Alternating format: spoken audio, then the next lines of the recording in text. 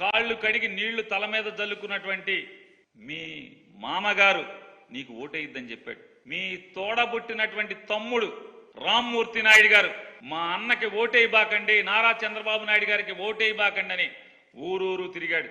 మీ బావమరిది హరికృష్ణ గారు మా బావ పెద్ద దొంగ, మా బావకి ఓటేయబాకండి అని ఊరూరు సందు సందు గొంతు గొంతు తిరిగాడు.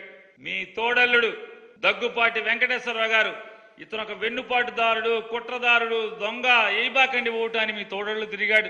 మీ వదిన గారు ఈ రోజు డయాస్ మీద ఉన్నటువంటి ఆవిడ మా బావకు దొంగ, మా బావకు మోసగాడు, మా మరిది ఒక మోసగాడు, ఓటేయబాకండి నారా చంద్రబాబుకి సాక్షాత్తు మీ శ్రీమతి గారు అక్కగారు తిరిగారు.